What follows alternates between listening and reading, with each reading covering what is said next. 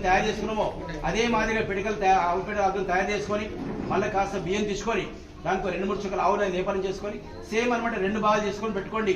మళ్ళీ సాయంత్రం సమయం కాగానే అగ్నయే స్వాహ అగ్నయే ఇదం నమః ఒక భాగం బియ్యం ఉడిదేసిన అగ్నిలో, మళ్ళీ రెండోది ప్రజాపతయే స్వాహ ప్రజాపతయే ఇదం నమః 2 ఆవుతులు ఇచ్చి మళ్ళీ 2 నిమిషాలు ప్రశాంతంగా కూర్చోండి.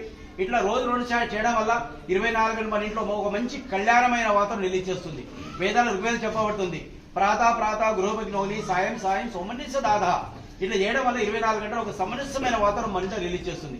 ఎప్పుడైతే వాతావరణం బాగుంటుందో ఆలోచన విధానం బాగుంటుంది, జీవితం మారిపోతుంది, పిల్లల లోపల మంచి ఏకాగ్రత ఉంటుంది, మంచి సంస్కారవంతులు తయారవుతారు.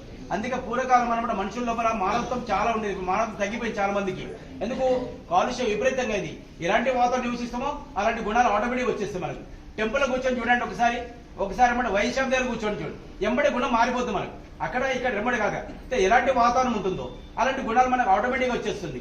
ఇది కాలుష్యం బయటని కాలుష్యం కాదు, ఈ రోజు మన హృదయం కూడా కాలుష్యంగా మారిపోయింది. అంటే చెడు ఆలోచన ఇవన్నీ అనమాట. ఇది బయట వాతావరణం కాకుండా మన హృదయాన్ని కూడా అనమాట కాలుష్యాన్ని తొలగించి ఒక మంచి వైపు తీసుకెళ్తుంది, పరమేశ్వరం తీసుకెళ్తుంది. ఇది పూర్వకాలము ఋషులు మునులు అందరు చేశారు కాబట్టి ఆకారబుద్ధి లేకపోయేది. మృత్యు వచ్చినా సరే మాకు ఇంకో 4 రోజులు పని ఉందంటే మృత్యువు మీ ఇంట్లో రాలేదు, అక్కడే నిలబడేది అనమాట. అందుకే వాళ్ళు అనుకున్నప్పుడు శరీరం వదిలేసేది, బలవంతంగా కాదనమాట. ఎందుకని అందరూ ధర్మాన్ని ఆచరించే వాళ్ళు కాబట్టి. అప్పుడు ప్రకృతి స్వర్గం కూడా అక్కర్లేదు, ఈ పృథ్వీ స్వర్గంగా ఉండేదన్నమాట. అందుకే రామరాజ్యం బంగారు యుగంగా చెప్పుకుంటున్నాం మనం. అంటే 2500 సంవత్సరాల తర్వాత మీరు అందరు ప్రపంచంలో ఎలాంటి పరిస్థితుల్లో మీరు ఇప్పుడు చూస్తున్నారు అందరూ. అందుకే శ్రీ గజానన్ మహారాజ్ మళ్ళీ అనమాట సమస్త ప్రాణులే కాకుండా వృక్షాలు కానీ లతలు కానీ భూమి కానీ సమస్త ప్రాణులు సుఖమైన జీవనం గడపడానికి అగ్నిహోత్రం అంటే రాజమార్గం 4 వేదాలు చెప్పబడుతుంది. ఒక వేదం చదవాలంటే 14 సంవత్సరాలు పడుతుంది, 4 వేదాలు చదవాలంటే 56 సంవత్సరాలు పడుతుంది. 56 సంవత్సరాలు చదివినా ఇదే అగ్నిహోత్రం చేయాలి. దీనివల్ల ఏమవుతుంది? అగ్నిహోత్రం వల్ల వాయుమండల శుద్ధి అవుతుంది, భూమి శుద్ధి అవుతుంది, వాటర్ శుద్ధి అవుతుంది, మనిషి శుద్ధి అవుతుంది. అన్ని ఫిల్టర్ చేసి ఒక పవిత్రంగా ఈ భూమిని ప్రతి పవిత్రంగా మార్చేస్తుంది.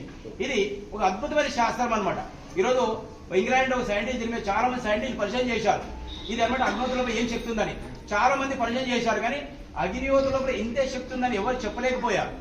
లాస్ట్ ఒక నిర్ధారణకు వచ్చాడు. భూపాలస్తి దుర్ఘటన జరిగింది కదా, ఈ పిడికను పట్టుకున్నప్పుడు ఇంకో అద్భుతమైన శాస్త్రం అనుభవములు పట్టి తట్టుకుని సామర్థ్యం కూడా ఈ ఆవుపేడ పెడుకుంటుంది. అందుకే మనం గోవును మొత్తం ఆవు నుంచి ఇచ్చే పదార్థాల విషయాన్ని అమృతసనాభి. అందుకే సైంటిస్ట్ ఏం చెప్పాడు, 2వ ప్రపంచ యుద్ధంలో ఏదైతే అనుభవములు వాడారో చాలా నష్టం జరిగింది. ఇప్పటికీ కోరుకోలేకపోతుంది ఆ ప్రాంతం అనమాట.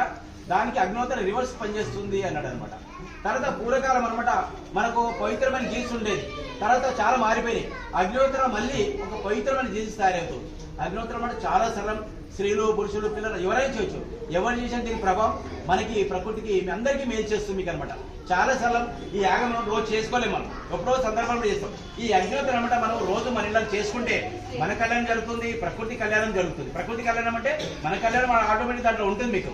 ఇది రోజు వేదాలు ఆదేశింపబడింది. మన కర్తవ్యం మనం మర్చిపోయాయి కాబట్టి ఇలాంటి టెన్షన్స్ కానీ అకాల మృత్యు కానీ కుటుంబాలు ఉమ్మడి కుటుంబం తగ్గిపోవడం కానీ ఇవన్నీ చూస్తున్నాం మనం అనమాట.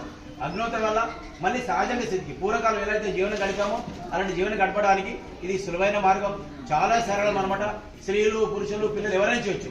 కుటుంబంలో ఏ ఒక్కరు చేసేది దీని ప్రభావం అందరి మీద ఉంటుంది. ఇప్పుడు డైరెక్ట్ చంద్ర ఏం అక్కర్లేదు, కుటుంబంలో ఒకరు చేస్తే వెళ్తున్న మాట అందరి మీద ఎలా ఉంటుందో అగ్నిహోత్రం ఏ ఒక్కరు చేసినా మన మీద భర్త మీద అందరి మీద దీని ప్రభావం ఉంటుంది. ఇంకోటి 1వ నంబర్ వ్యసనాలు ఎవరైతే ఉంటుందో ఒక 4 రోజులు అగ్నిహోత్రం దగ్గర కూర్చోండి. వ్యసనం ముట్టుకోవద్దని మీరు చెప్పని అక్కర్లేదు, వారికి అనిపిస్తారు వ్యసనానికి దూరం ఉండాలని చెప్పేసి మాట. అంతే అన్నట్టు పవర్ఫుల్ అగ్నిహోత్రం ఉంది, అందరినీ మార్చేస్తుంది. ఇది అక్కలకోట మీ పేరు నుంచి అక్కలకోట నుంచి ఈరోజు ప్రపంచవ్యాప్తంగా అనమాట ఈ అగ్నిహోత్రం సందేశం వేయడం జరుగుతుంది. 1944 విజయదశమి రోజు ఆ రోజు అనమాట ఉదయం 9 గంటలకు అనమాట విజయదశమి రోజు ఒక ప్రతిజ్ఞ చేశాడు. ఎవరి సమక్షంలో? భగవాన్ పరశురాముని పాదుకల మీద